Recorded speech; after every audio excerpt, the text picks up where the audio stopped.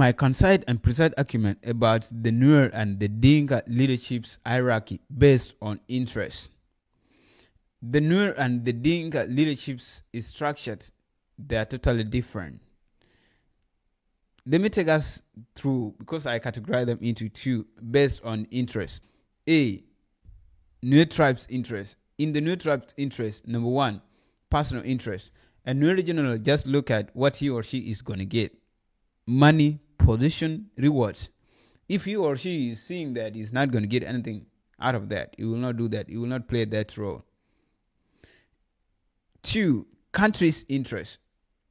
This where the Nuer people, they talk about the all 64 tribes' interest. They talk about we should develop our country. They talk about we should make sure there should be good infrastructure in the country, like hospital, good roads, good schools, and the rest. Third, tribes' interest. This where you can find general turn his back against his own people, go back to his hometown, destroy it, burn it down, kill its people. He doesn't care about the whole tribe. Once he had some issues with one person, one general, he had issues with the whole tribe now. He rebelled against the whole tribe. Let's come to the Dinka tribe's leadership. In the Dinka tribe leadership, number one is tribe's interest. You can never find a Dinka general rebel, go back to his hometown, destroy it, burn it down, kill its people. It can never happen. You can find some two Dinka generals, they're having issues, but the other generals from Dinka will go and solve their issue. They'll tell them, concord more. This concord, according to me, it means nobody in the Dinka system is above the tribe. Moin, you are not above the tribe. If the two of you are having issues, what about the whole of us? Doesn't mean you're having issues with the whole of us. Doesn't mean you have issues with all the tribe. Concord. This is where you can find a Dinka general can be demoted from a top position to the bottom and will not do anything bad. Will not question, will just keep quiet, will just be angry inside, but will not do anything stupid to his people, because you know tribe interest is number one. Let's come to personal interest. Yeah, a Dinka general, after playing his tribe's interest, now he will look at it, he will scrutinize, okay, what am I going to get? Since I played my country, my tribe's interest first, what am I going to get? I must get position, I must get money, I must get reward. Third, country's interest.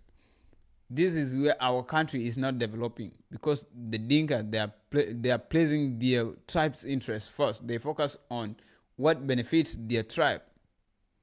If it doesn't benefit their tribe, they don't play that. This is where the Dinka have been in power for almost 50 years now, and our country is not moving forward, it's moving backward. Because what? They are not placing the country's interest first. They are placing their tribe's interest first, and our country is not moving forward. Instead of focusing on developing our country, bringing foreign investors, making sure there should be good infrastructure in the country, like hospitals, good roads, good schools, they don't focus on that. There are some reasons that are tearing our beloved country, South Sudan, and these some reasons. Number one, superiority, dominant, tribal marginalization mindset, where a certain tribe or a certain group of people, they feel like they should be the one to dominate. They see themselves as the first class citizens. They see others, they don't care. They look at them as if they are not people. They are, in their head, they are inferior to them. Number two, revenge ideology. This is where there's fear of revenge and wanting to revenge. Fear of revenge and wanting to revenge, because there are some past experience or past incidents, and they are still lingering in our head. So there are some people, they still want to revenge because of what happened in the past. They still want to do the same. Instead of letting go, instead of say, now we are in the 21st century, we should just be focusing on developing our country. They are just focusing on, I should still do what happened some years back. Number 3, fear of losing power. This where the Dinka, or let me say, the Dinka, they are fearing once they let go of the power, they will never get it back. They fear that once the Nuer tribe take over power, they will never get it back, or the Nuer tribe will revenge against them, will kill them. This is the major issue. Fear of losing power. This is the main issue which is tearing our country apart, which is never the case. Once the Nuer take over the power, they will never revenge. They will not do anything. We have learned now. Our country is not developing. Our country is not moving forward. Because of what? Because of revenge, fear of losing power. And we should all stop all this nonsense. Number 4, fear of losing all the benefits. Like the Dinka people, they enjoy all the benefits now, all the job opportunities. There are some opportunities which come in our country. They don't want to share it with other people. They just want to be the one to benefit, because there are a lot of opportunities that comes in. They don't want to share it. They just want to be the one. They are just allocating among themselves all the opportunities. All the Dinka, they are the ones. They don't care about the other 63 tribe. They want to be the one enjoying all the benefits alone. Number 5, fear of equity, like fairness and equality for all. There should not be justice, no fairness, no equality. According to me, our South Sudan leadership hierarchy should be structured based on interest, no matter the tribe, if we want our country to move forward. Number 1, we should place our country's interest first. This is where we should make sure that we focus on developing our country. We should make sure we talk about developing our country, bringing foreign investors, making sure there's some good infrastructure in the country, like hospitals, good roads, good schools.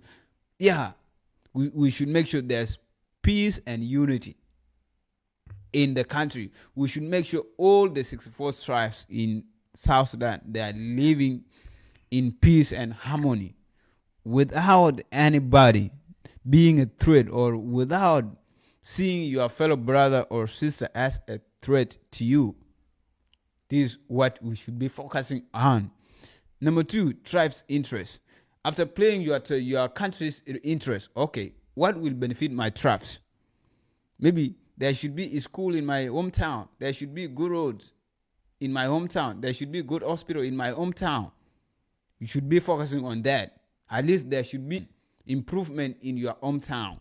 At least your hometown should enjoy the country's development, not just developing one area. No.